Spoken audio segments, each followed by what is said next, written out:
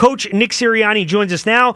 Coach, thanks for hopping on, and congratulations. Good win this week for you and the guys in Buffalo. Thank you. Excuse me. Yeah, and Coach, just start off with the defense in Buffalo. An incredible performance. Obviously, that's one of the best offenses in football. Josh Allen, that great running game. What was most impressive to you about that defensive performance? I just think the relentless effort for 60 minutes, and we needed all 60 minutes, right? And so it was just this relentless pursuit to the football, really good block destruction, really good tackling. Just a ton of things to be really positive about, and it was fun watching them fly around and get after the quarterback, and that's a really good offense, as you said. That has a really good quarterback, has a good run game. That's a good combination of things, I played relentless for 60 minutes. Coach, you said after the game, when asked about the offense in the second half kind of falling flat after putting up points in the first, that you needed to be better with communication, especially between series. I guess, what does communication typically look like, and what has it looked like in recent weeks since you had said you were going to get more involved in play calling, and how are you guys actively working on that, moving forward? Yeah, it's just you go through the looks of what you're getting, what you're being successful at, what you want to get to next, all those different things, kind of things that you want to play to your identity of what you want to be. And again, and that's what I was referring to. I have to do a better job between series to talk through that and to consistently talk through that. And sometimes, you're managing the game, you're looking at things, you got to be there for any sort of timeout potential, or, making sure 11 guys are on the field for special teams, so there are other obligations, obviously, but, I just have to do a better job, on that offensive side there, and do my part over there. So again, every time you go through, a game or practice, you first look at yourself and see how you can be better. And that was my assessment coming out of that game, and still is right now. Yeah, Coach, and obviously when you look at the offense, kind of an uneven game, really good first half. You guys moved the ball a lot. Second half, not so much. How much of that do you think is kind of playing with the lead, maybe playing a little more conservatively versus, aggressiveness in the first half? Do you think you guys were a little more conservative in the second half of that game? Yeah, like I've said, when you're up 13-0, that's in the NFL, that could be evaporated like that. And so, you really don't start to get into what we call 4-minute offense until, 4 minutes into the game. I mean, sometimes it's a little bit more than that. Sometimes it's a little bit less of when you start playing.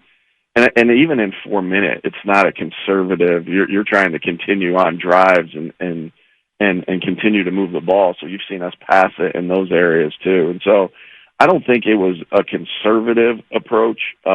Again, we can do better things as far as, getting guys in positions to succeed the way we're calling it, and also, we have to execute better. So it's always multiple things in this great sport of football that, football, it's never, I've said to the guys after the Super Bowl, if you think you're the reason we won the Super Bowl, you're right. If you think you're the only reason we won the Super Bowl, you play the greatest team sport there is, and that was to everybody, coaches, players, everybody. And so it's the same thing when you have a struggle as well. And so it's about, and that's why it's the greatest team sport. That's why the best teams win, not the best groups of individuals. So it's about, looking at yourself first and gathering everything up and looking to get better. Nick, you seem pretty fired up on the sideline throughout that, really the entirety of the game, and then, of course, walking off the field in the tunnel.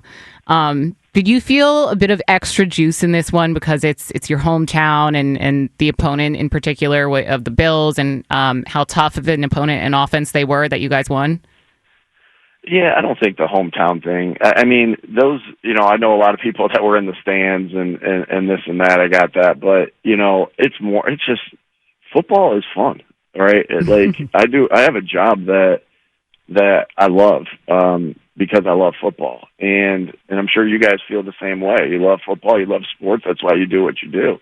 And it's okay to show emotion, right? It's fun to show emotion. Like, it's fun. It's okay to be excited. And I don't think I've ever been somebody that has been shy to show my emotion. And we had fun.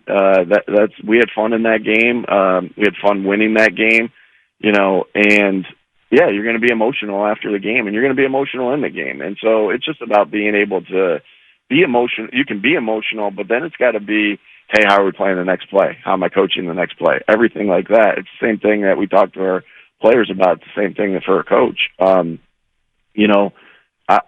love seeing our guys show emotion after they make a big play, and I show emotion after they make a big play because, that's why you get into. That's one of the reasons why you get into coaching. You can't make plays anymore, and you want to help other people make plays, and so you're so excited for the guys. You're so excited about that, and that was a tough win in some tough conditions in the NFL.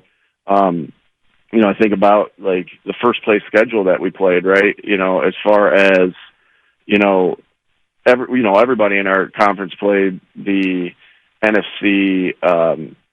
What was it? North. Everyone in our conference played the AFC West, but we're the only ones that played the Bills, the Tampa, and the Rams, and to come out of that with a 3-0 record, speaks a lot of volumes for our team, and what we've done so far, and we got more to accomplish. Eagles head coach Nick Sirianni joining us now. And Coach, obviously an interesting situation for you guys this week, going into the regular season finale against Washington.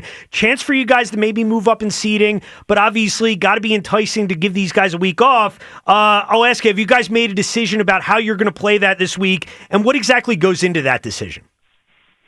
Yeah, still talking through that. Obviously, I would, it's not something that we haven't talked through yet. Is it something that is finalized and we know exactly what we're going to do yet? No, we have time. We still have time to be able to do that, and we'll still, that's what this staff meeting that I have coming up. We'll talk about in depth, and so there's benefits to rest. There's benefits to play, and we just got to do what we think's best for the football team, and really that's all that we can ever do, right? Because in these positions, half people are going to say that was a good decision, half people are going to say it's a bad decision, and you know what? That's what we signed up for. That's what we know.